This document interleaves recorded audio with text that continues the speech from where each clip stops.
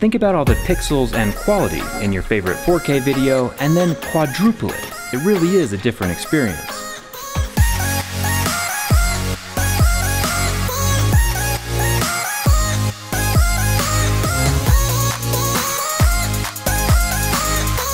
Every time I see a super big TV, like Samsung's new QLED 8K, I'm always impressed with the size and the picture quality, but I'm always thinking, how does it work? And more importantly, how do you mount something this big and massive to the wall? Especially when it's so thin and there's no gap between the TV and the wall. Today we're gonna find out. Huge thanks to Samsung for sponsoring this video.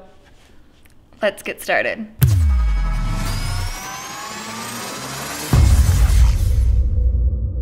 Over the past 5 to 10 years, TVs have hit quite a few different resolution milestones. 720p, 1080p, 4K, and now finally, the latest and greatest 8K. These super big TVs are perfect for large spaces or anywhere where entertainment is the focus. This 82-inch QLED 8K isn't even the biggest TV that Samsung makes. They range anywhere from 75 inches all the way up to the new 98-inch that was announced at CES last year.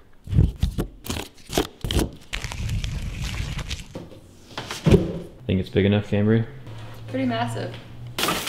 It is possible to have the TV mounted on like a cabinet or an entertainment center, and the legs for the TV are conveniently hidden right here on the back panel, which is a pretty smart design.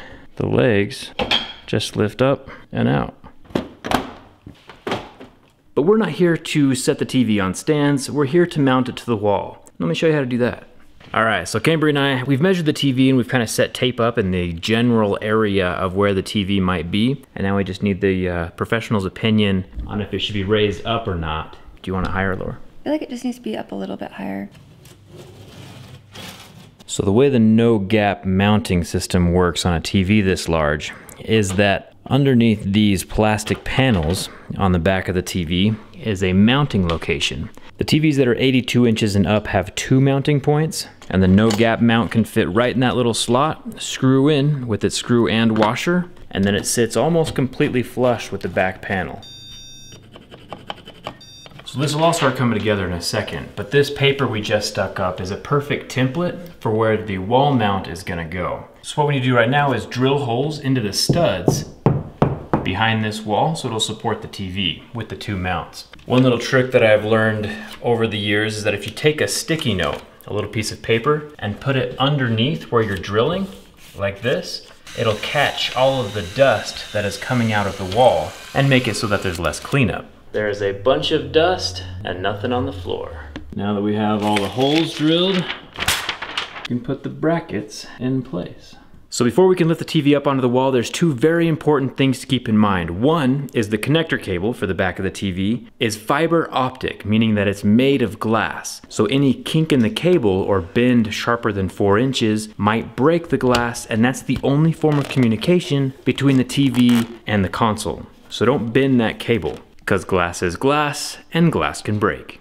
And we can pull down each of these mounts so they're ready to be hung on the wall mounts. And the second thing is, when we're lifting the TV, we don't want to put any pressure on the surface of the QLED 8K, especially since the bezels are so small. It has this little protector here along the side that can come off, but we're going to remove it after it's up on the wall. Since hopefully we just put this TV up one time, we're going to have a little bit of fun with the wall and leave little notes for whoever comes after us. Nelson's established 2019. Nice. 100%? Yep.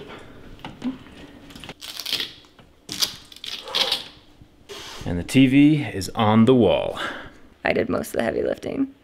Now the TV's up on the wall, let's see what it can do with some of my own footage. Now this massive waterfall right here I shot with a 1080p drone while I was in Africa. Victoria Falls is the largest waterfall in the world. You can see the detail of the waterfall and the little people walking along the edge because the Samsung TV is taking my 1080p footage and upscaling it to 8K with its internal quantum AI processor. This pod of dolphins was shot in 4K using a handheld camera, along with this turtle, also shot in 4K, currently being upscaled to 8K. This plane wreck was also shot with a 4K drone, currently being upscaled to 8K, You can see each individual tree and the plane wreck right in the middle of all of them. So even though there might not be a whole lot of 8K content available right now, it's not a big deal because the TV generates its own 8K content with whatever it's displaying. And it's doing a pretty good job with my own footage. So you might be wondering, what's the difference between OLED and QLED displays?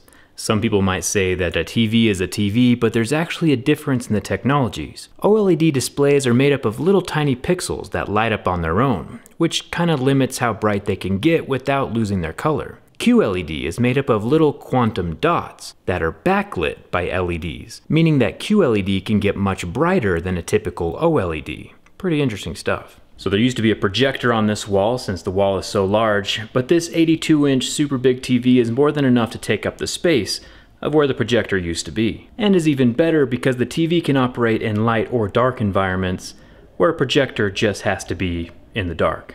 Let's talk about resolution for a second. Most smartphones these days, iPhones and Androids, are in this realm, 720p and 1080. Most computer monitors and TV screens are in this realm, 1080p and 4K. But Samsung QLED 8K is in this realm, literally on the bleeding edge of technology. Each jump in resolution is associated with more definition and better picture quality. 8K is the closest thing we have right now to real life, which is why it's more of an experience instead of just watching. There are a lot of pixels in this TV. It would take 4 4K displays to make up the pixel density of this one 8K panel. So what happens if you don't want a massive black rectangle hanging in the middle of your wall? Samsung has added a stealth mode, or something they call ambient mode, which makes the TV mimic the wall behind it, or display pictures or photos or even personal albums as kind of like a screensaver of sorts, but it more allows your TV to kind of be a window to the outside world instead of just, a black TV. And more importantly, QLED does not have the same burn-in problems that OLED has. Along with being a smart TV with access to the internet, the QLED 8K has the Apple TV app and AirPlay built directly in. No external hardware is needed. The new app brings over 100,000 movies and TV shows, and you can subscribe to premium channels like HBO and Showtime. You can also use any smartphone as a remote with the QLED 8K. Now all your favorite content from the Apple TV app is available on Samsung QLED TVs.